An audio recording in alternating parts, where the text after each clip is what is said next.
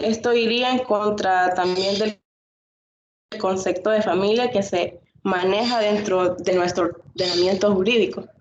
También se necesitaría la especificación para regular esta práctica, donde se busque proteger a la persona que tendría la triple afiliación, porque podría ser que la discrimine. Y ya sea en nuestra cultura y en nuestra legislatura, se puede hacer popular una nueva práctica, que incluso puede estar abierto a muchas interpretaciones legales, pero que hasta el momento no es una figura creada por nuestro ordenamiento jurídico. Siguiente diapositiva. Regulación internacional sobre la triple afiliación. La triple afiliación está reconocida en Argentina y en otras partes podemos especificar que en Argentina existe un precedente de aplicación directa, que esto fue resuelto en abril del 2015 en la provincia de Buenos Aires. El primer punto destacable de esto es que se trataba de un precedente administrativo, que era un caso asimilable donde el reconocimiento de la compaternidad se solicitó incorporando el reconocimiento paterno. En el dictamen jurídico que sirvió para fundar precedentes, se comprueba una interpretación armónica de la legislación a la luz de los instrumentos internacionales de los derechos humanos, dado que debe la administración encontrar una solución adecuada, ya sea razonable, creativa y justa, para que se respete el centro de la vida y la identidad del niño. Dicho documento incluye que la legislación civil no establece un número clausivo respecto a la cantidad de integrantes de un vínculo filial, aunque da por sentado su conformación por solo dos personas, pero de un análisis armónico de la normativa integral no surge expresamente la prohibición de la triple afiliación con el supuesto tratado. Podría ser como en nuestro caso, de que no está tampoco prohibido, pero se puede llevar a cabo. Y por último, la ambición de un tercer apellido no encuentra inédito por no estar expresamente prevista la solución normativa para este caso. Siguiente diapositiva. En los antecedentes históricos podemos plantear que se trata de el primer caso de triple afiliación que se comprende en la fuente filial más antigua de la afiliación biológica o ya sea por naturaleza, que está regulado en los códigos civiles desde sus orígenes. Los jueces analizan de que el desarrollo histórico de dicho derecho, su origen remonta al 4 de julio de 1776 en Filadelfia, Pensilvania, momento en el cual fue publicada la Declaración de Independencia de los Estados Unidos de América. En su preámbulo, el documento muestra la frase elaborada por Thomas Jefferson, según la cual serían verdades autoevidentes en ciertos derechos inalienables, entre los cuales se encuentra el derecho a la vida, el derecho a la libertad y a la búsqueda de felicidad. Por otro punto, en su oportunidad, un profesor alemán llamado Robert Meyer desafió la constitucionalidad de una ley del estado de Nebraska de 1919, que prohibía la enseñanza y el estudio de idiomas extranjeros. Y su verdadero objetivo era de que la persecución a los inmigrantes alemanes en el contexto de la Primera Guerra Mundial. Ante el reconocimiento del Estado del derecho a la búsqueda de la felicidad, como norma constitucional implícita, se conoció la invalidez de la ley que interfirió en la vocación del profesor, en la educación y las oportunidades de los alumnos de adquirir conocimientos y en la prerrogativa de los padres en controlar la educación de sus hijos. La lección más importante a ser extraída de este caso es que ni siquiera en tiempos de guerra, excepcionalmente por naturaleza, el individuo puede ser reducible a un mero instrumento de consecuencias de la voluntad de los gobiernos. Y la Corte Suprema de los Estados Unidos tuvo la oportunidad de aplicar el derecho a la búsqueda de la felicidad en el contexto a la familia. Este caso es de Loving en Virginia, de 1996. El siguiente diapositiva. La triple afiliación en Latinoamérica. Perdón. Podemos destacar dos países que tienen la triple afiliación, lo cual uno es Brasil. Es el primer país latinoamericano en aceptar la triple afiliación, ya que en el año de 2013 el Tribunal de Justicia del Distrito Federal reconoció la triple afiliación en una petición solicitada por la propia interesada para un reconocimiento a su padre de crianza, junto a su padre y a su madre biológica. Posteriormente, y en entera vinculación con este caso, surgió un precedente en el estado de Río de Janeiro. En el año 2014, en dicha oportunidad, un juez resolvió en forma urgente y una sentencia breve la inscripción y la adición del apellido patenta la ausencia de impedimentos legales. También podemos destacar el otro país, que es Argentina. En la afiliación múltiple ha sido reconocida, tanto como ya dijimos, Argentina y como en otras regiones del mundo. Y Argentina existe una aplicación directa, ya que el primer punto destacable es que se trata de un precedente administrativo, que era un caso de reconocimiento de compaternidad y que este se solicitó para el reconocimiento de un padre y se registraron los antecedentes de afiliación y eso sería todo.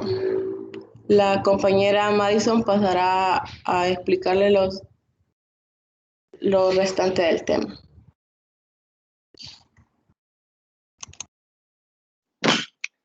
Buenos días, compañeros. Me confirman nada más si me escuchan, porque tenía un problema con el audio. Le escuchamos. Ok. Hablaré un poco acerca de los aspectos doctrinarios en referencia a lo que es la triple afiliación. Las familias homoparentales, según Donoso, estas se fundan en la elección, la negociación y el libre compromiso que se da entre los individuos que la componen. Esto es aplicable también a las familias que se desplazan de las normas eugénicas, puesto que supone la proyección de un proyecto de parentabilidad. Por ende, la intención de entablar estos lazos de parentesco responde más que todo a su propia voluntad de procreacional. Entonces, en ambas manifestaciones, ya sean biológica y la volitiva, son complementarias entre ellas y han ido configurando la identidad filiatoria del niño.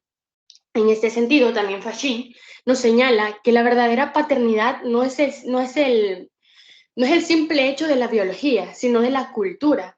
Está antes en la dedicación y el cuidado de la procreación de aquel semen. Nada más, no es simplemente la muy biología del padre para con el niño. Como también Corolario decía que una persona, o tres en este caso, decidan plena y libremente conformar una familia que trascienda las formas que pueden considerarlas tradicionales, porque como todos saben, ¿verdad? El matrimonio, bueno, la familia está establecida por madre, padre, hijos, ahí. Pero ahora vienen y nos muestran esta nueva forma, esta nueva manera, una trascendencia de lo que nosotros estamos acostumbrados o tradicionalmente a manejar. Pero esto no supone que sea de menor valor para el ordenamiento jurídico, y mucho menos para las instituciones que deben de reconocerlas. Y debería ubicarse incluso en lo que es la doctrina, como lo ha denominado, como una socioefectividad, puesto que al respecto se señala que es el elemento necesario de las relaciones familiares, pues están basadas en la voluntad y en el deseo de la persona de mantener vínculos efectivos que trascienden lo normativo. Esto lo convierte paulatinamente y conjuntamente con el criterio jurídico y biológico en un nuevo criterio para así poder establecer la existencia del vínculo parental como tal.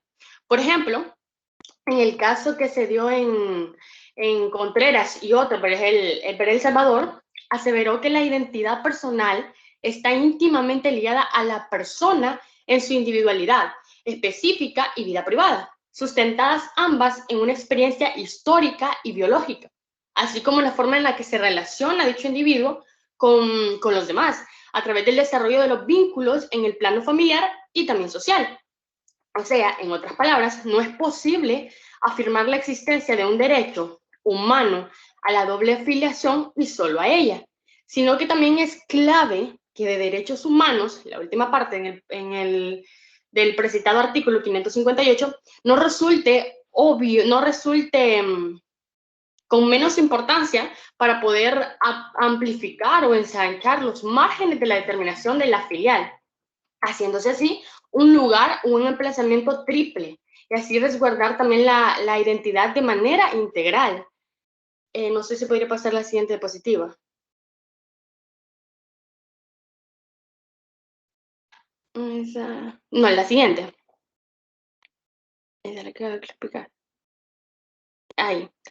Ahora, en referencia a la regulación jurídica, ya sabemos que los desafíos de pensar en el derecho de las familias en términos de libertad y autonomía nos exigen también a la vez el repensar y rediseñar todas las estructuras sobre la base también de un reconocimiento sincero de la diversidad y la pluralidad en la humanidad. Es decir, abogar por una sociedad más humana, más libre, más plural, más democrática, donde cada persona tenga realmente la libertad de planificar, formar y organizar el tipo de familia, incluso el vínculo que mejor le corresponda a los involucrados, y no establecer nada más los regímenes ya estables, lo costumbre, no, sino que también es de adentrarnos a un nuevo mundo jurídico. Si bien es cierto que en el ordenamiento jurídico salvadoreño, como lo mencionaba mi compañera, está basado en el binarismo filial, ahora bien, ¿cuántos cimientos del derecho de familia han sido supuestos en tensión y en consecuencia revisión crítica al ser compulsados o al verse enfrentados con planteos que salen del esquema clásico, que salen del mundo cultural que nosotros tenemos ya establecido, sobre los cuales se ha identificado dicho régimen jurídico y se han realizado cambios que han ido favoreciendo en sí a lo que es el derecho de familia como tal. Pues muchas veces nos interrogamos de qué manera se puede hacer realidad la fuerza normativa de la Constitución en El Salvador y los instrumentos realmente, el manejo real de los instrumentos internacionales sobre derechos humanos, que conforman las reglas del reconocimiento constitucional, poco estudiado incluso a veces en El Salvador. Una forma posible es mediante la clase de sentencias internacionales, donde algún juez mira más allá de la simple apariencia, se deshace de los prejuicios, de los estereotipos y se conecta de manera real con las personas que construyen la historia de la cual emergen las pretensiones que deben resolverse. El Código de Familia y las leyes secundarias que protegen a la familia son una garantía primaria de los derechos fundamentales y de los derechos humanos. Y estos se configuran como un instrumento de eficacia. Esta forma de familia se protege manteniendo la relación paternofilia sostenida por los vínculos jurídico, biológico y afectivo en igual de condiciones.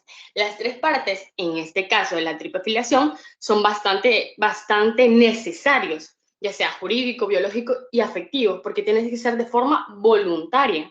Por ende, el Estado debe abstenerse de cualquier injerencia que en el plan de vida trazado aplicado en las leyes que ya están establecidas trascienda al máximo bienestar de la familia como tal. Así como se sostiene con aciertos que fondo y forma van de la mano, es decir, que se necesitan del derecho procesal de familia, acorde con las modificaciones sustanciales que corren en el derecho nacional salvadoreño, por influencia del derecho internacional, como les decía anteriormente.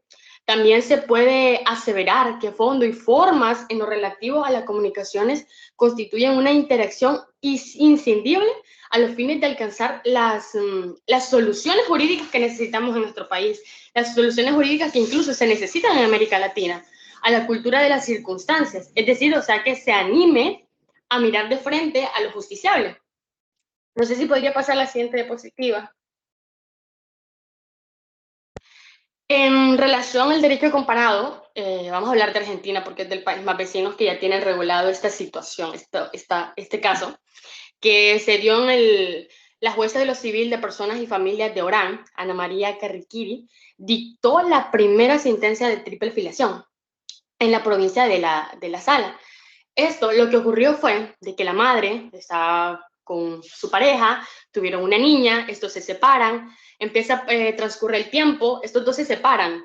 Y como ella viene y conoce a una nueva persona, esta otra persona pasa todo el embarazo con ella, a pesar de que no era el padre biológico.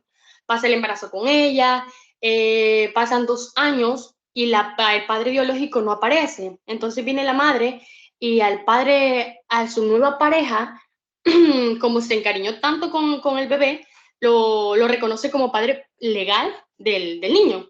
Viene y aparece el padre biológico y esta le hace ver de que en el tiempo del pasado él tiene un niño que posiblemente sea de él.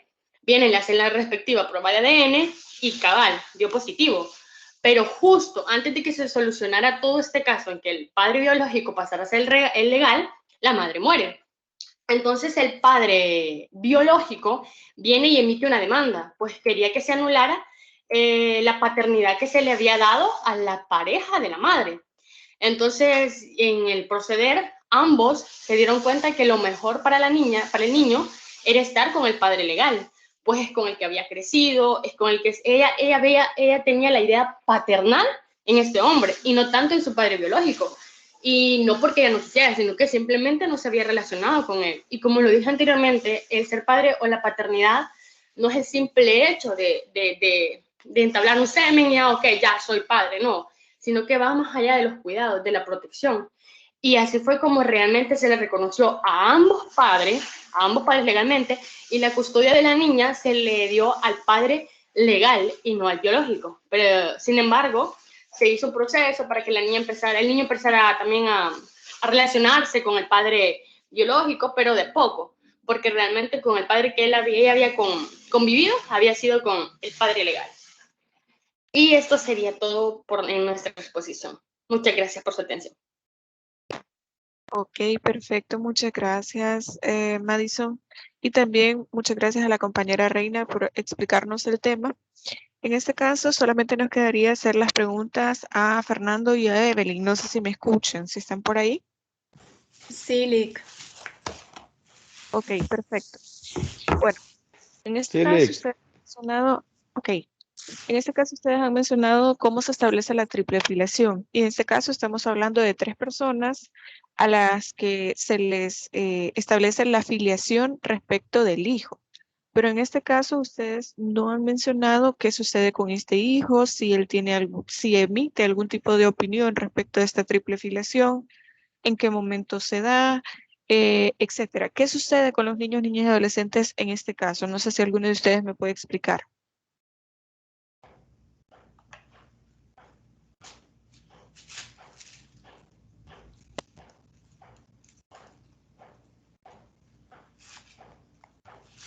Dick, Dígame. creo que no entendí muy bien la pregunta. ¿Se refiere a qué pasa con ellos en el ámbito como familia o como o legal? Me refiero al ámbito legal porque por ejemplo, aquí en El Salvador no tenemos reconocido la triple filiación. Le voy a poner en contexto nada más. Pero, por ejemplo, en Argentina sí se sabe que se da este tipo de casos, pero ¿cómo le dan, qué tratamiento le dan ellos a los niños, niñas y adolescentes que son parte de este nuevo modelo que se llama triple filiación? Los escuchan, los toman en cuenta, ellos opinan, si se trata de un bebé que pasa en esa situación, etcétera. A eso me refiero, el tratamiento o el proceso que se le da, pero en el caso de los niños, niñas y adolescentes.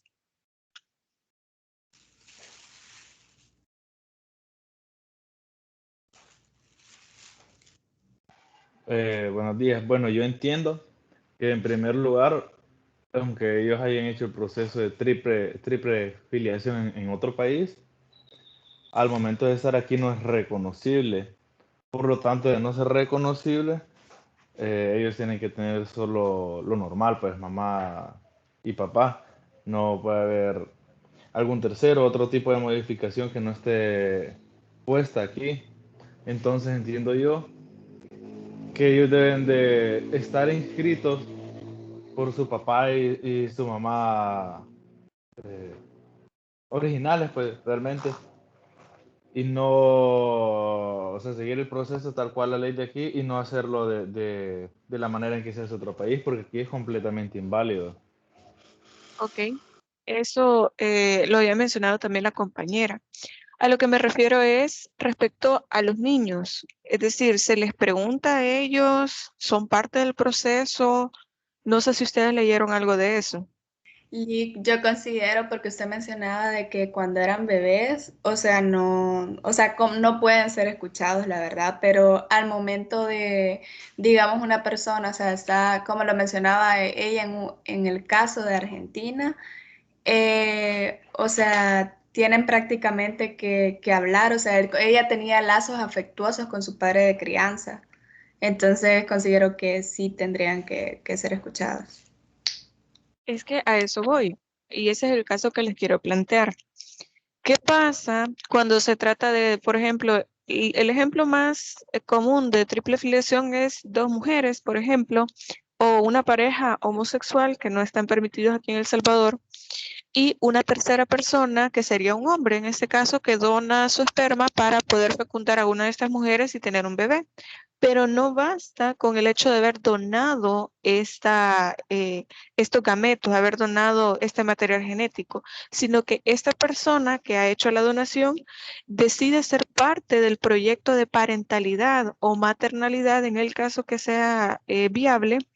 Entonces decide quedarse y fungir como un padre o como una madre, a pesar de que ya tenga 2 mamás, 2 papás o una mamá y un papá. Es decir, que el proyecto de paternidad o maternidad esté compuesto por 3 personas. Ahora bien, ¿qué pasa cuando se trata de un bebé? ¿No iría esto, o sea, de que se asiente como que estas 3 personas son padres o madres de este bebé, no iría en contra del interés superior del niño? Porque no se conoce si este niño quiere o tiene la voluntad de tener 2 padres, 2 madres y un padre. Bueno, en esta combinación que les he estado explicando. Se los pregunto porque recuerden que el derecho a tener una familia es de los hijos. Entonces, esto es lo que les quiero preguntar. ¿Será que el hecho de que arbitrariamente se tome la decisión, por ejemplo, si se pudiera aquí en El Salvador, de establecer una triple filiación, iría en contra al interés superior del niño? No sé si ustedes me quieren dar su opinión según lo que han leído. Pues si nos ponemos dentro del contexto del niño, él sí tendría el derecho de tener la familia, así como lo establecen en la sentencia de Argentina, que el objetivo principal y el derecho es del niño, es decir, el derecho de su vivienda, de su recreación, de su salud, es del niño, el derecho de tener papás es del niño, y por eso es que es un fundamento bastante válido con el cual utilizan en la sentencia. O sea, manera de establecer los derechos del niño y que él sí puede tener derecho a tener una familia, aunque esté compuesta de una manera, digamos, no natural. Por eso es que ellos lo dejan, pues prácticamente, que se establezca la triple filiación. De ser el caso aquí, sí tendría que tener el derecho él. Claro, aquí no lo tenemos regulado. Y había leído en una sentencia, no me recuerdo de qué país eran las personas, creo que se fueron a hacer lo de la triple filiación a Holanda porque les prestaron una mujer, creo que les prestó el útero a Bien, un par de hombres. Y cuando regresaron a su país tuvieron problemas con su hijo, pues. Y como que el país, ya que no se los aceptó, les pidió que mejor o regresaran el niño a Holanda con su madre o que lo pusieran en una institución de adopción, pero en Holanda, no en el país donde eran ellos. ok. ¿Consideran entonces, por ejemplo, en este proceso, en este caso que usted está mencionando, que esa es una forma de discriminación por el origen de ese bebé? Sí, Pues depende, Lick, porque ahí ya someternos a leyes internacionales y a tratados. Hay países que, arraigados a sus culturas, prefieren tener lo de su cultura pues, dentro de su país y que no salga. Pero más que todo con las leyes, eh, al no ser permitido, ellos no lo ven aceptable y como no procede tampoco en su país, no sé, lo rechazan, por decirlo así. Pero sí pudiera ser un tipo de discriminación, ya que no, o sea, tal vez en un país lo aceptan y en el otro no, por una cuestión cultural también, de lo que nace tal vez un rechazo. Recuerden que este tipo de casos es de derecho internacional privado y usted tiene toda la razón. En este caso tenemos que ver las leyes de cada uno de los países, tanto de donde se tuvo el bebé como el país a donde se va a llevar ese bebé, porque los niños no son objetos, son sujetos de derechos. Por lo tanto, no es que voy a ir a comprar esto a tal país y me lo llevo y me lo tienen que aceptar y si es necesario pago para que me lo acepten. No se trata de eso, son niños.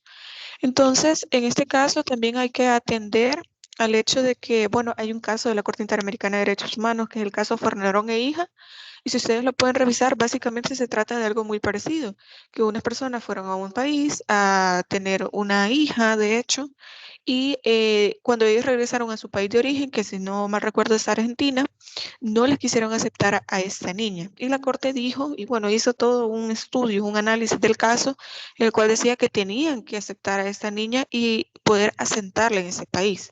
Pero bueno, no sé si Evelyn iba a agregar algo. pues casi prácticamente es lo mismo que dijo Fernando. Ok, perfecto. Una última pregunta para poder pasar con el otro grupo, porque hoy sí tenemos que aprovechar bastante el tiempo. No sé si ustedes investigaron cómo se establece la identidad de estos niños, niñas y adolescentes que son el resultado de la triple filiación. Es decir, cómo quedan sus apellidos, cómo se va a establecer, en qué orden, etcétera.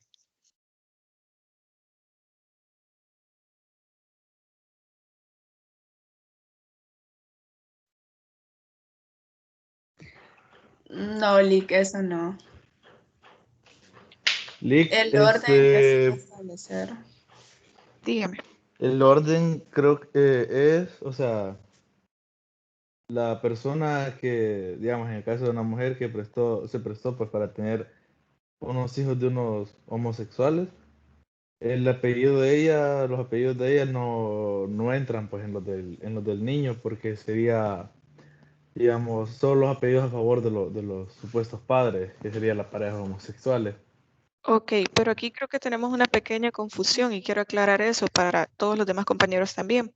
La triple filiación no es lo mismo a un vientre subrogado, no es lo mismo a las técnicas de reproducción humana asistida. Cuando hablamos de triple filiación, es que la persona que hace esta donación decide también formar parte del proyecto de vida de este niño, de fungir como un padre o como una madre. No es solamente voy a donar, el niño nace, me voy. No se trata de eso, sino que también ser un papá, llevarlo a la escuela, darle de comer, etcétera. Ser un papá o una mamá. Entonces, en este caso, les pregunto esto de la identidad porque si va a fungir como un padre o como una madre, también es necesario que sea reconocida esta afiliación, porque esto genera derechos y obligaciones.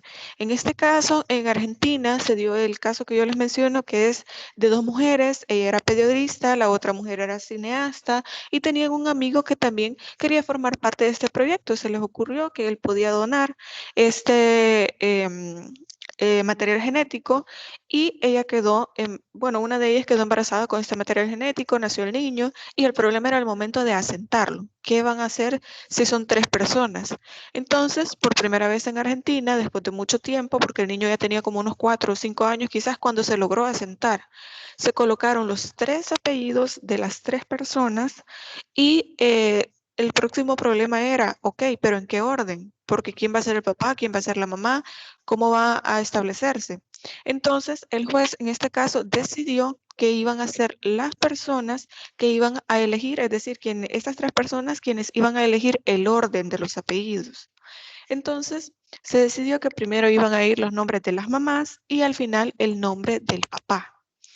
Entonces, para que veamos cuáles serían todos los problemas a los cuales nos enfrentaríamos aquí en El Salvador si eso fuera posible, la triple filiación.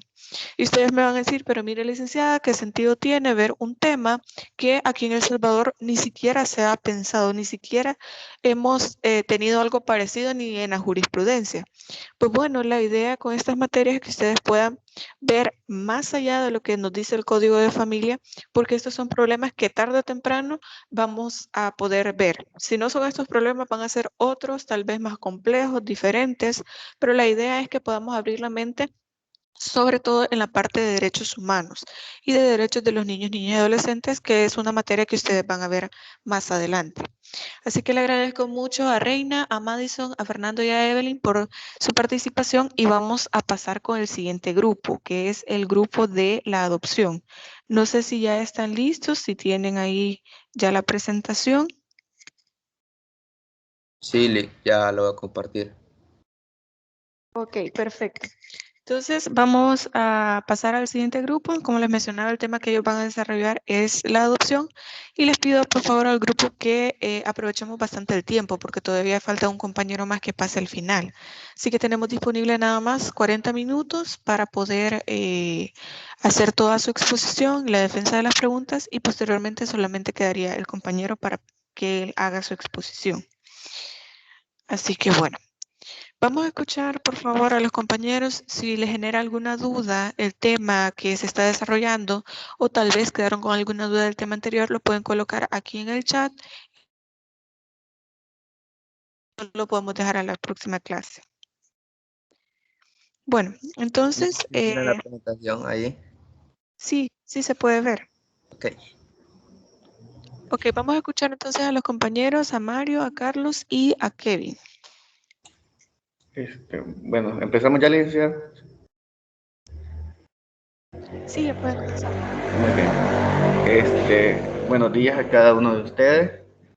A nosotros como grupo nos corresponde el tema de la adopción, el cual está conformado por Mario Bet Nieto Merino, Kevin Galvarino Hernández Benavides y mi persona Carlos Giovanni Salmerón Mesa. En sí, el tema que es la adopción. Como una breve introducción, daremos a conocer antecedentes históricos, definiciones y regulación jurídica en el contexto nacional e internacional de lo que es el tema de vital importancia para el derecho de la familia. La adopción es un tema muy fuerte, en verdad, ya que se deben cumplir criterios específicos con los cuales se busca brindarles un bienestar y dignidad y un hogar digno a aquellos infantes que no poseen el derecho de tener una familia.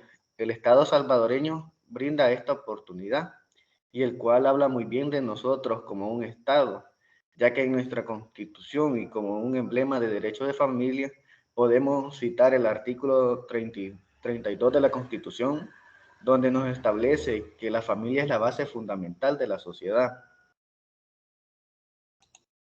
En primer pregunta o como primer índole tenemos que es la adopción. La adopción es el acto mediante el cual se crea un vínculo de parentesco entre dos personas, tanto como el adoptante y el adoptado, de tal forma que genera los mismos deberes, derechos y obligaciones, como si fueran los padres e hijos biológicos. Se prevé un único régimen de adopciones, en el cual se refiere al adoptado como los apellidos de los adoptantes y el parentesco de que la adopción resulte y se amplíe a toda la familia del adoptante, como si fuera el adoptado o fuera su único hijo biológico. Siguiente lámina, por favor.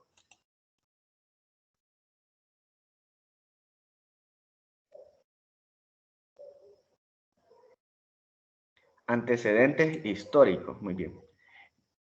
En Grecia, en la antigua Grecia, únicamente existió en Atenas y no en Esparta, siendo estas dos las ciudades más importantes de la época, porque en esta última los hijos se debían al Estado, ya que los espartanos, por pretender y conformar el mejor ejército de la época, en este tiempo se caracterizaba porque los hijos les pertenecían al Estado de los espartanos para así crear los mejores guerreros.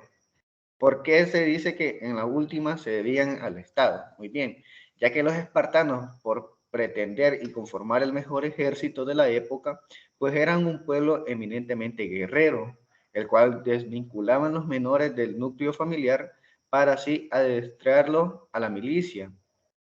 En el caso contrario, que en Atenas, en el cual las adopciones se practicaban con intervención de un magistrado, pero con una serie de restricciones, de acuerdo a las reglas, el cual tenían que ser. El primero de ellos, el adoptado debía ser hijo y padre-madre de ateniense. Como segunda regla de ellos, y solamente quienes no tuvieran hijos podían adoptar.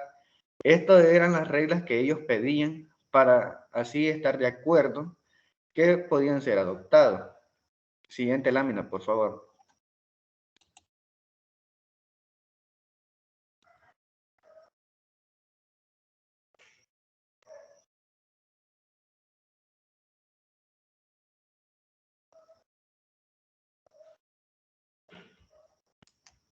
En Roma, muy bien.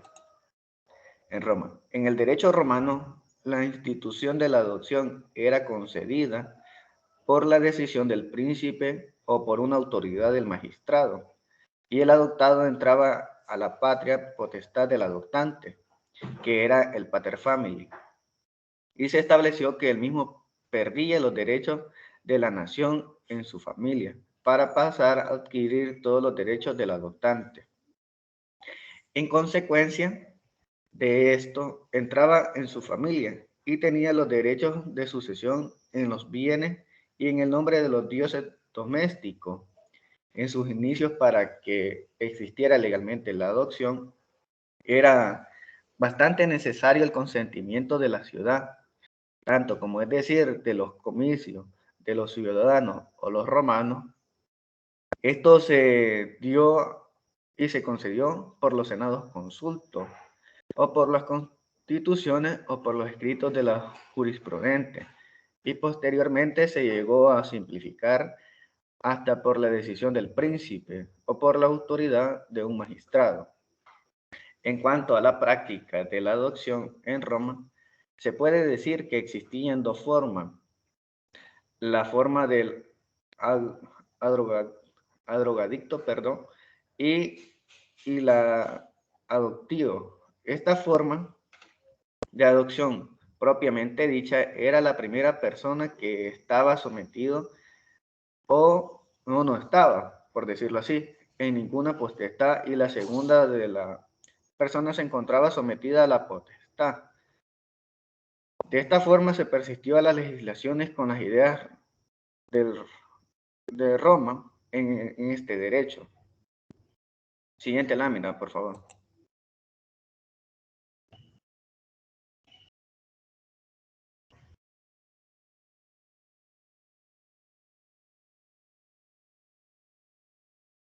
En Germania. Germania se dice que el pueblo germano se caracterizó por ser eminentemente guerrero, para quienes las instituciones de la adopción tuvo su finalidad basada en la guerra. Esto fue con el objeto de ayudar a las familias en las campañas bélicas, de tal manera que el adoptivo debería mostrar las cualidades del valor y la destreza. Por esta forma se basaba en la guerra, el cual ellos querían, con este fin, ellos pretendían ayudar a la familia. Y la finalidad de la adopción consistía en dar a quien carecía una descendencia o un sucesor de actividad. Para dicha forma, entre ellos creaban guerreros en una situación social y política, pero no creaban un parentesco verdadero, ni otorgaba un derecho hereditario. Es decir, que se mostraban las cualidades en ellos, el cual se hacían hombres guerreros, hombres en sus tierras, y así poder ayudar a las familias que lo necesitaban. Siguiente lámina, por favor.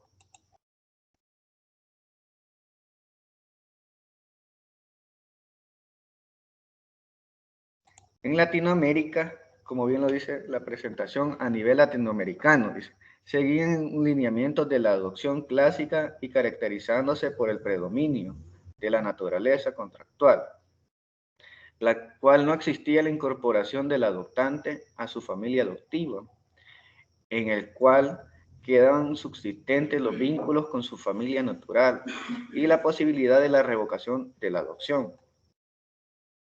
En esta parte, nos centraremos en cuál ellos seguían una organización de un tipo de adopción que tenía por un objeto cumplir definitivamente los propósitos de una institución, el cual era proteger la infancia abandonada mediante su incorporación a la familia estable, por lo cual afectó de obtener un mayor conocimiento de la evolución histórica y de la figura de la adopción de Latinoamérica, tanto como la legitimación o la adopción en plena admitía que los menores abandonados, como diciendo los huérfanos de padre, madre e hijos, se desconocían como pupilios o del estado cuya situación total eran abandono por sus padres. Gracias, y acá continúa mi compañero Kevin.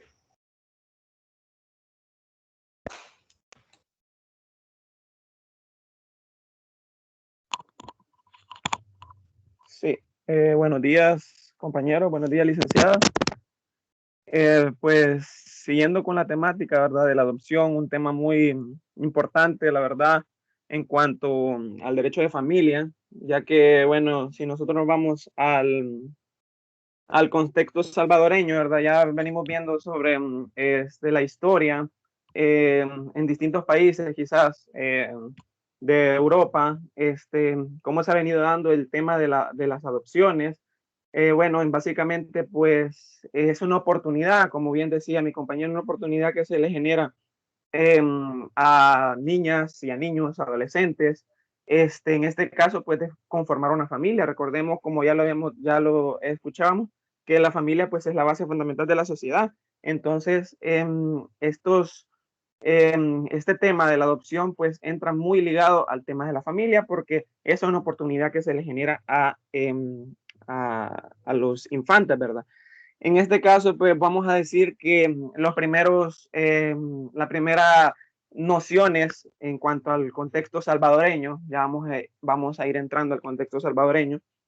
Las primeras nociones de adopción, pues se genera bajo el Código de Procedimientos Judiciales y de Fórmulas en el año de 1857.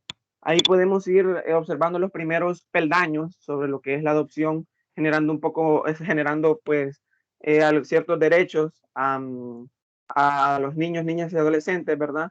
Sin embargo, pues ahí todavía existía un retroceso pues abismal en cuanto al contexto de derechos, en cuanto al contexto de protección, ¿verdad? Si nosotros nos vamos a la actualidad, bueno, podemos observar los tipos de adopción que existen en la actualidad en El Salvador, pues sería la adopción conjunta y la adopción individual. La adopción conjunta se ve establecida cuando los dos personas, dos cónyuges, en este caso, quieren optar por llenar los requisitos y poder adoptar a un niño, niña o adolescente. Cabe destacar que también existe en nuestro país adopción pues para mayores de edad, ¿verdad? En este caso, pues es un poco diferente el procedimiento porque aquí ya tiene un poco más de voz y voto el mayor de edad. En este caso tendría que ser como el consentimiento de ambas partes y igual que exista un vínculo afectivo, ¿verdad? En este caso, lo que manda, los tipos de adopción en El Salvador, el conjunto y el individual, en nuestro código de familia, bueno, si no me equivoco, en el artículo 169 nos establece pues los tipos de adopción. También se puede generar de manera individual, obviamente, que solo una persona puede cumplir con los requisitos mandados siempre en el mismo código, ¿verdad? Tenemos en el artículo 171 del Código de Familia que es donde establece para adoptar en el país, ¿verdad? Para adoptarse se requiere ser legalmente capaz, ser mayor de 25 años de edad, poseer condiciones familiares morales, psicológicas, sociales. Esto se va a determinar mediante estudios que se generan cuando se presenta la solicitud, ¿verdad? A medida que vaya transcurriendo el proceso para la adopción, pues se van a ir determinando estos puntos de cómo unas evaluaciones socioeconómicas, socioemocionales, ciertos parámetros que influyen para poder proteger a los niños, niñas y adolescentes. Recordemos que ese es también un punto muy importante. Vamos a pasar a la siguiente lámina, por favor.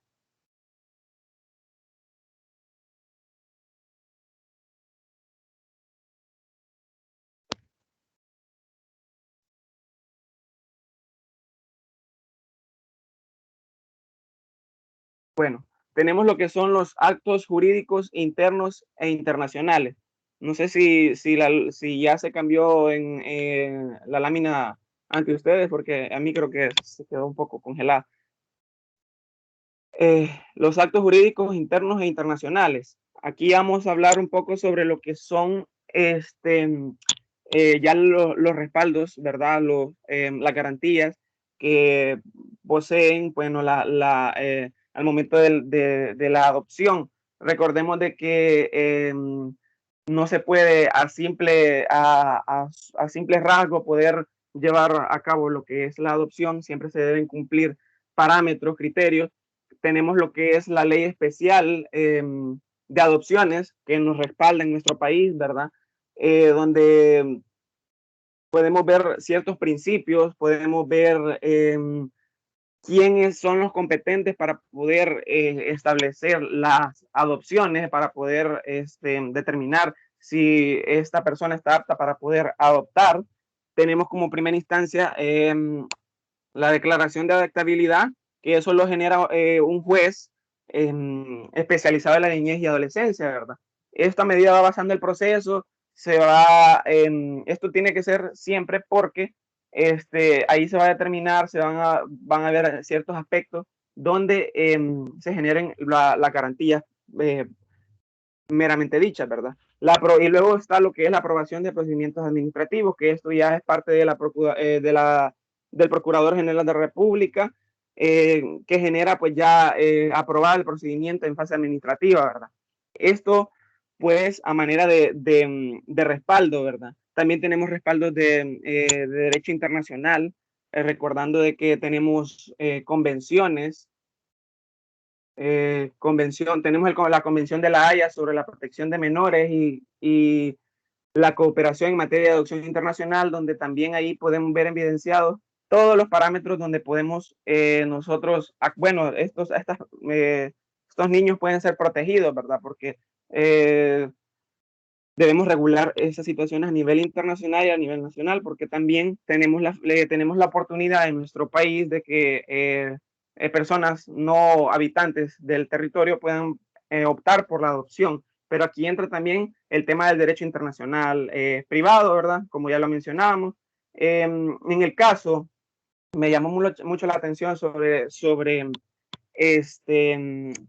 la afiliación, ¿verdad? El tema anterior me llamó mucho la atención en el caso de que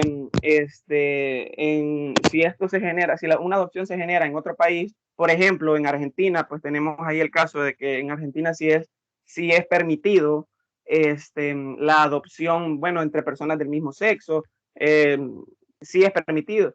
Pero si nosotros queremos, bueno, si estas personas deciden y bueno, quieren traer y vivir una vida familiar en el territorio nacional y poder ejercer esos derechos, ¿verdad?, que se le otorgaron en dicho país, pues rompe con lo que es los esquemas del sistema, el sistema de leyes internos, ¿verdad? Entonces no se podría ejecutar la sentencia de adopción, entonces no puede existir lo que es la figura del exequatur, ¿verdad? Porque rompe con los esquemas del derecho interno. Ahora bien, pasemos a la otra lámina, por favor.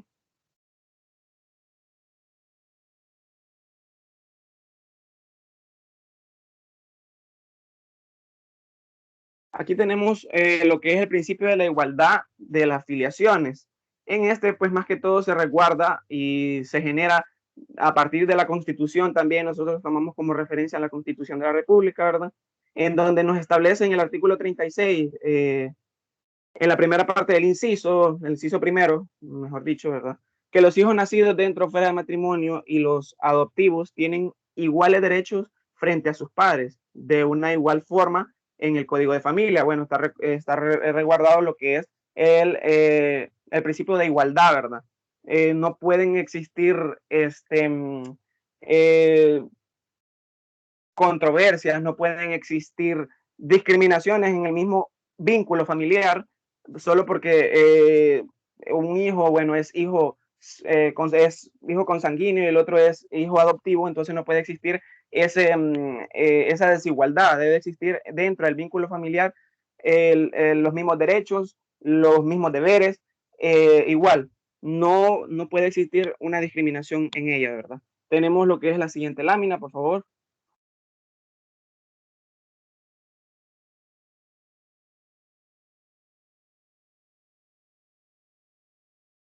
Bueno, tenemos el principio de la subsidiariedad de la adopción internacional, otro tema de materia internacional, ¿verdad? En donde se encuentra regulada en la Ley Especial de Adopción en el artículo 3. Ahí tenemos, pues, regulado, donde dice que tiene como fin principal brindar como opción una familia adoptiva extranjera o salvadoreña, con residencia en el extranjero, siempre y cuando se hubieran agotado las posibilidades de integración a una familia nacional, considerando su pertinencia en cumplimiento del principio de interés superior.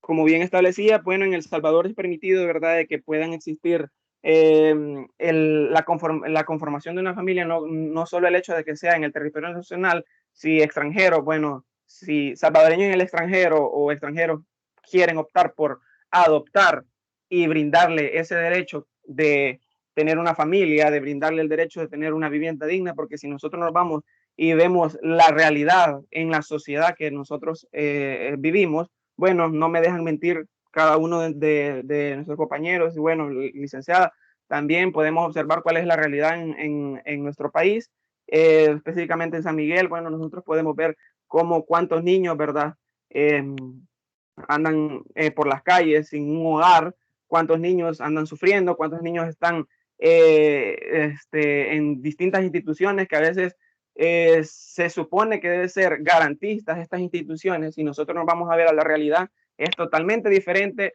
la teoría con la práctica. Si nosotros vemos, sufren maltratos, sufren discriminaciones en las mismas instituciones gubernamentales que se encargan de proteger, entre comillas, los derechos individuales de los niños y niñas y adolescentes, ¿verdad?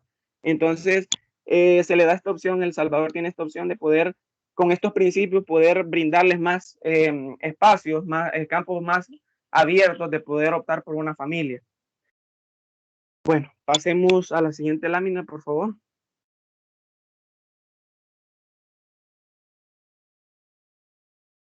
En ella podemos ver evidenciada la perspectiva internacional hacia el ordenamiento interno salvadoreño.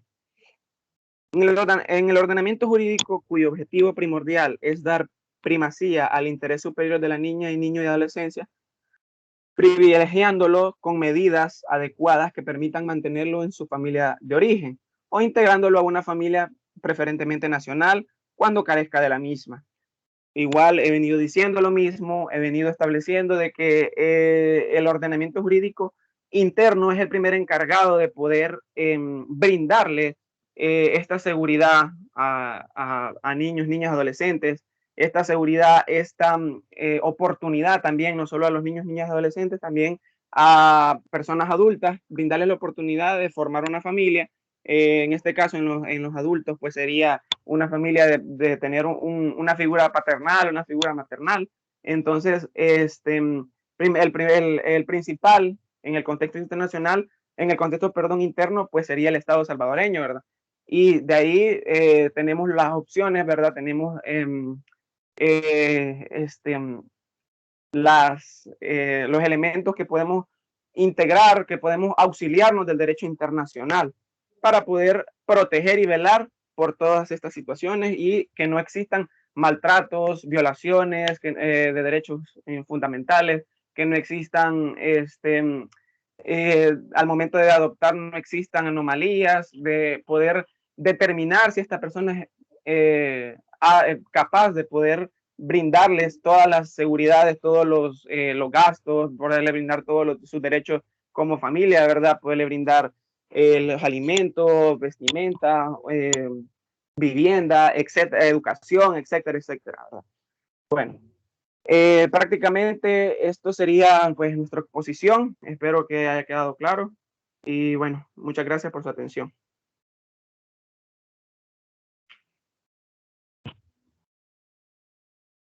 Perfecto, muchas gracias, Kevin. Y también muchas gracias por explicarnos el tema. Creo que solo quedaría el compañero Mario para poder responder a la pregunta. No sé si está por ahí. Sí, Lick, no sé si me escucha bien. Sí, le escucho bien. Bueno, respecto a esto, mencionaron los compañeros las dificultades que se pueden dar dentro de los procesos de adopción. ¿Podría mencionar alguna o más de una, si puede, de la dificultad que se encuentra ahora al momento de querer adoptar? Bueno, buenos días a todos. La dificultad que pueden tener en el proceso de adopción es encontrarle vínculo moral y fraternal a la familia, ya que se hacen diferentes estudios sobre sus aptitudes y actitudes que tienen relación al niño. Entonces eso genera dificultad. A veces los padres tienen toda la intención, pero puede tener toda la intención de querer adoptar un niño, sino que a veces por motivos económicos no pueden satisfacer sus necesidades y brindar la protección de vida. A veces por carácter moral, posiblemente de que al principio del proceso se puede encontrar una relación estrecha, pero al final del proceso no es conveniente al niño. Y también hay que tener en cuenta que siempre se da, a pesar que el niño no tenga, en caso de que son los recién nacidos o el niño tenga aproximadamente 1, 2 o 3 años de edad, siempre se buscarle la familia que sea más cercana, en caso que sea un tío, sea un abuelo. Entonces, en caso que no se pueda establecer la adopción sobre la familia más cercana, se busca una familia a su condición, a su posibilidad de crecimiento y desarrollo de la vida. Esa sería mi postura. Ok, perfecto. Considera entonces, y ahí se puede hacer una valoración personal, considera entonces que se le podría estar violentando este derecho, como ya lo hemos hablado, de que el derecho a tener una familia es del niño, al hecho de que el Estado ponga tantos obstáculos al proceso de adopción. ¿Considera que esto transgrede este derecho al niño a tener una familia? Es bastante compleja la situación, ya que a veces uno, por cierta valoración o ciertos requisitos bien estrictos, se limita a que el niño pueda alcanzar ese derecho en su plenitud. Pero en ocasiones sirve para como un parámetro para así no tener dificultades o se prevé ciertas situaciones, ya que en el caso se ha dado que a niños que han sido adoptados años futuros han recibido violencia intrafamiliar o no se han cumplido sus derechos. Entonces, pues por una parte posiblemente se daña o se esté violentando este derecho, este principio, y por otra parte se hace con el fin de no tener hacer un proceso algo estricto y que no se dé la revocación de la adoptividad, porque como la teoría clásica se mantenía esa como una teoría contractual, que se prestaba consentimiento, pero si él no quería o si él no quería seguir con el cuidado del niño, revocaban la adopción. Entonces creo que se da con ese sentido a establecer ciertos parámetros estrictos. Entonces es bastante compleja establecer una valoración. Es cierto si es violento o no, pero por mi parte sería que no sea violento. Ok. Si en algo estamos muy de acuerdo es que el tema de las adopciones es bastante complejo en varios sentidos, no solo por los obstáculos que se presentan al momento de querer adoptar, de hacer todo este proceso que puede ser largo, tedioso, desgastante, económicamente implica mucho también, sino porque esto representa también una situación compleja para el niño, niña o adolescente. Pero este tema de las adopciones ustedes lo van a ver también en la parte de niñez y adolescencia. Digamos que este solo es como una parte introductoria de lo que ustedes van a ir a ver allá. Y una última pregunta que le haría antes de que comencemos la exposición con el otro compañero que hace falta sería que se mencionaron, no sé si ustedes ahondaron un poco más en el trabajo, no lo recuerdo bien, sobre los requisitos para poder adoptar. Y hay un requisito importante ahí, que es que debe existir una diferencia de 15 años entre el adoptante y el adoptado. ¿En qué sentido considera usted que se pudo haber establecido esta regla, esta norma dentro de los requisitos de adopción? Bueno, algunos de los requisitos se establecen en la ley de adopciones y también el código de familia. Se hace con el fin de evitar que estos puedan entre sí procrear. Se establece el límite como primer punto. Otro punto es por el nivel de madurez y cómo se establece y que sea legalmente capaz. Entonces es importante tener en cuenta eso. Por eso establece ese rango o ese intervalo de edad de diferencia. Y otro punto es que sea para que facilite el proceso de la realización de la familia, ya que al niño, al niña o adolescente, esa dificultad de que va a tener una familia nueva, entonces ese proceso se da para que se pone ese rango de edad para que el padre supuestamente o la madre esté capacitado o sé que no establece un manual, ¿verdad? En la vida, que cómo ser padre, cómo ser madre, pero tenga las actitudes necesarias y el valor moral para poder proteger y crear este hijo. Ok, dígame.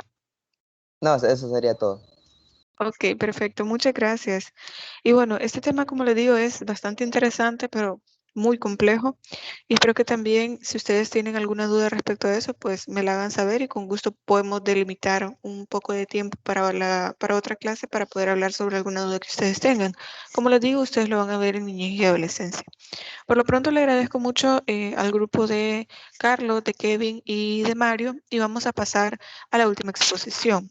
Solo si me permiten voy a compartir la pantalla porque el compañero me solicitó que si le podía ayudar con esto. Permítanme. No sé si ya está listo para poder exponer. Sí, estoy listo, licenciada. Perfecto. Usted me va diciendo entonces para poder pasar las diapositivas.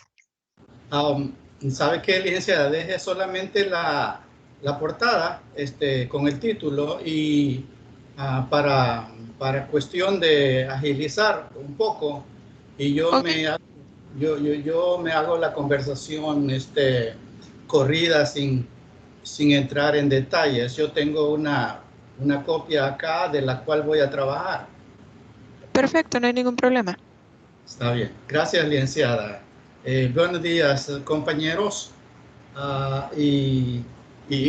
Creo que en el estilo salvadoreño tengo que decir compañeros y compañeras.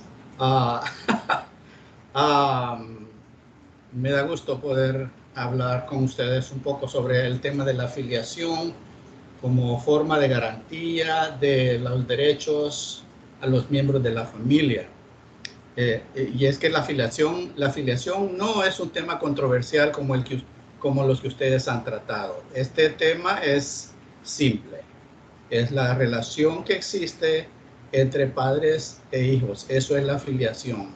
Entonces, lo complicado es a veces cómo establecer la afiliación cuando no son relaciones consanguíneas o de adopción, que son las únicas que el sistema legal salvadoreño permite. Entonces, siendo que para la sucesión de bienes es importante determinar que el hijo o hija es en realidad hijo o hija de tal persona para heredar, entonces tiene la carga de prueba está sobre el hijo, de probar de que él o ella es en verdad hijo o hija de la persona fallecida o de la persona que ella reclama que es su padre o su madre para que le ayude en en ese soporte económico necesario. A continuación voy a presentar un poquito de la legislación que tiene nuestro país sobre el tema. El artículo 133, por ejemplo, dice que la afiliación es el vínculo de familia existente entre el hijo y sus padres. Respecto del padre se denomina paternidad y respecto a la madre se denomina maternidad. El artículo 134, y estamos hablando del Código de Familia, también especifica que hay dos clases de filiación legales en el país. El uno es, como ya mencioné, por consanguinidad y el otro por adopción. El Código de Familia también establece que se puede establecer la paternidad por disposición de la ley, por reconocimiento voluntario y por declaración judicial.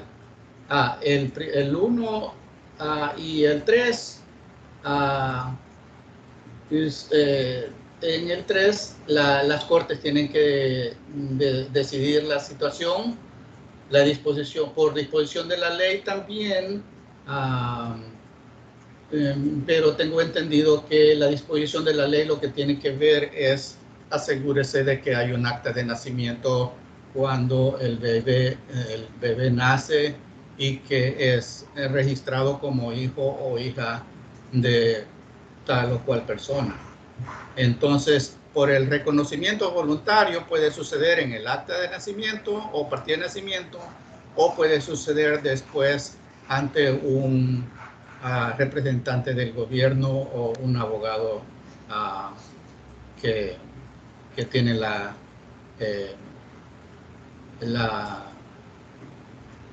legitimidad para hacerlo. La maternidad, el Código de Familia en el artículo 136 establece que la maternidad queda establecida aún sin mediar reconocimiento expreso. Eso pues claramente por el hecho de que la madre es que tiene al baby, entonces ella sabe si es su hijo o si no es su hijo. Entonces, y cuando se registra el baby por lo general, y bueno, diría yo 100% de veces es el nombre de la madre el que aparece en la partida de nacimiento, y a veces cuando es un hijo de matrimonio aparece el nombre del padre. Y bueno, y ahora pues que ya no hay diferencias entre si el hijo es hijo de matrimonio o no, siempre aparecen el apellido del padre primero y el apellido de la madre segundo, y esa es la manera que se hace en los registros de familia, no importa si son casados o no los padres. El niño, el artículo 139 del Código de Familia establece también que el hijo tiene el derecho a investigar quiénes son sus progenitores. Este derecho se transmite también a los descendientes del hijo y es imprescriptible. En este caso también se admite toda clase de prueba. En otras palabras, si yo soy reconocido como hijo de un fulano, mis hijos y mis nietos también aparecen en línea directa como descendientes de esa persona, y no se lo puede quitar de ninguna manera. En eso consiste el hecho de que es imprescriptible. Ahí está. Ahí eso no se puede mover, no se puede quitar. La Constitución y la afiliación. El artículo 34 de la Constitución dice que todo menor tiene derecho a vivir en condiciones familiares y ambientales que le permitan su desarrollo integral, para lo cual tendrá la protección del Estado. El artículo 35 dice: el Estado protegerá la salud física, mental y moral de los menores y garantizará el derecho de estos a la educación y a la asistencia. Y naturalmente esto lo hace el Estado por medio de los padres o por medio de los servicios de bienestar, que por lo general son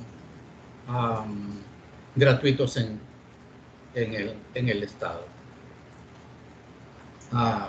De modo que los hijos nacidos dentro o fuera del matrimonio y los adoptivos tienen iguales derechos frente a los padres. Y es obligación de estos dar a sus hijos protección, asistencia, educación y seguridad. Eso es lo que prácticamente la Constitución dice.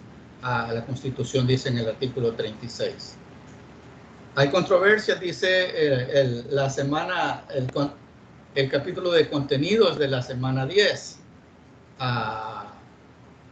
Y menciona algunos vacíos de la ley en cuanto a los bebés que nacen de otra manera que no sea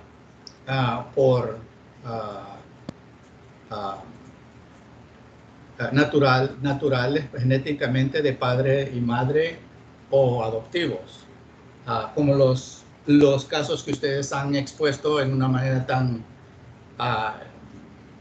hábil, tan capaz, sobre los niños subrogados y todo ese nuevo género de maneras de crear familia. La verdad que esas controversias actualmente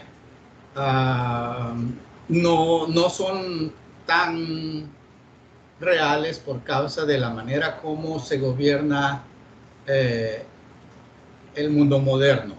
Actualmente nuestros hijos tienen los derechos que la Constitución les da, tienen los derechos que la ley secundaria les da, y además de eso tienen los derechos que las convenciones internacionales les dan. De modo que no se puede decir que haya vacíos o lagunas, porque lo que la Constitución no dice o la ley secundaria no dice, allí entonces pasa a jugar un rol importante la ley internacional, las convenciones, ¿verdad? Y El Salvador, pues, según estaba yo estudiando, es firmante o signatario, como dicen ellos, de más de 1000 tratados. No sé cómo se las arreglaron para firmar 1000 tratados, pero por seguro El Salvador es firmante de todos esos tratados que tienen que ver con los niños y la protección de ellos. De modo que no hay tales vacíos, ¿verdad? Ahora nosotros podemos considerar la ley de Costa Rica, de Argentina, Colombia, España, México, y si se aplica a nuestra situación, apelamos al derecho internacional y vemos de que se pueda traer esa convención a nuestro país para que nuestro caso también se aplique o entre en ese tipo de consideraciones para reclamar los derechos de filiación. El desafío mayor, yo veo, es lograr que los hijos nacidos por estos medios nuevos, modernos, diversos, puedan ser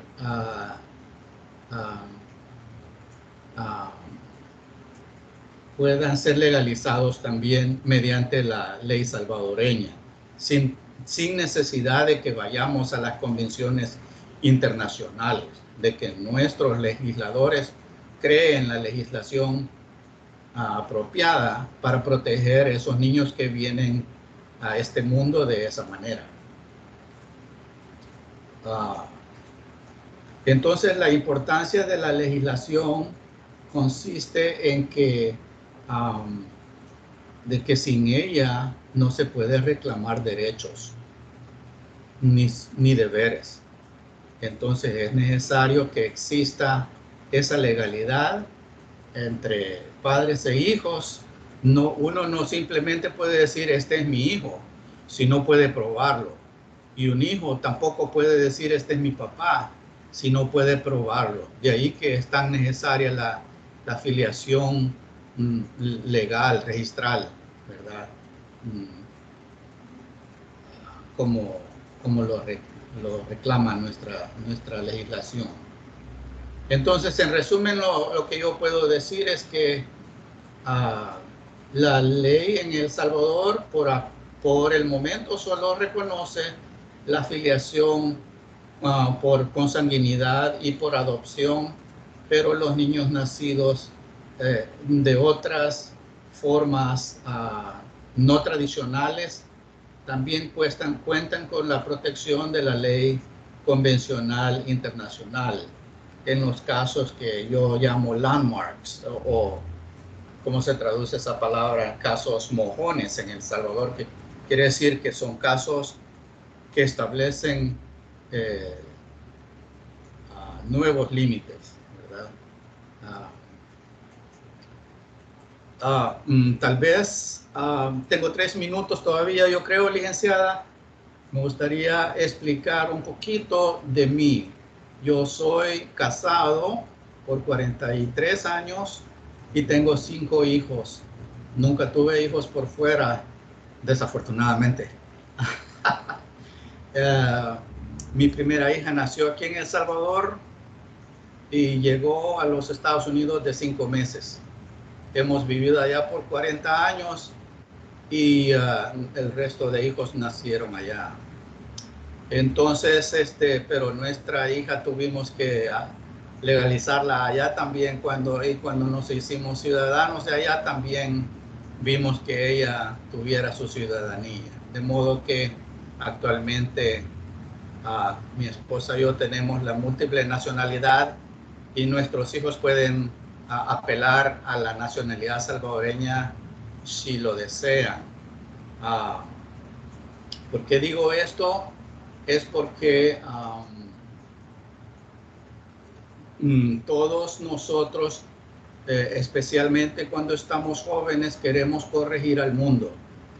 Y yo aconsejaría que si ustedes quieren corregir al mundo, comiencen por ustedes, no dejando hijos sin padre por ningún lado por ahí.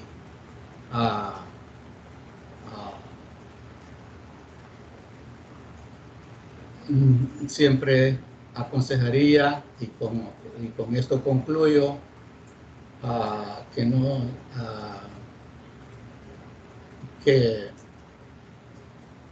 No le nieguen a sus hijos su nombre de ninguna manera. Y cuando les llegue el momento de ser padres, que saquen el pecho y echen pa'lante, como dicen nuestros hermanos mexicanos. Sean responsables en su paternidad. Esto es lo que yo tenía preparado para ustedes. Hay más material, pero creo que el tiempo nos ha vencido. Gracias, licenciada, y gracias a todos ustedes por su tiempo. Esto es lo que yo tenía que decir. Gracias. Ok, muchas gracias a usted por el consejo y por compartirnos esa experiencia también. Y sobre todo por el tema, porque creo que esto trata de como de amarrar muy bien todos los temas que hemos estado viendo. Y eso es lo importante acá, que podamos notar cuál es la importancia, sobre todo en la garantía de derechos del tema de filiación. La filiación es el origen de muchos de los procesos que ustedes, si se dedican al área de familia, la van a ver.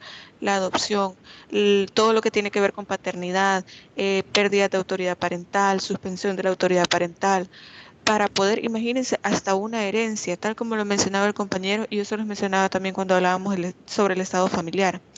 Estos temas de filiación son importantes y a veces no le damos la atención suficiente. Entonces, ahora que ya vimos todos los temas a través de la exposición de los compañeros y también esta última exposición que nos sirve, como les digo, como para poder cerrar muy bien este círculo de todas estas exposiciones, creo que nos ayuda bastante para poder entender que este tipo de temas tienen una aplicabilidad dentro de el quehacer de los abogados. Entonces, agradezco mucho la exposición del compañero y también, como lo menciona él, hay que ser responsables, hay que tener una vida, llevar una vida lo más ordenada que se pueda dentro del momento en que se deban vivir las cosas. Eso ya es un consejo y un tema de carácter personal, pero uno siempre aprovecha la oportunidad para hacerles saber a ustedes que están jóvenes de tratar de tomar las mejores decisiones que puedan.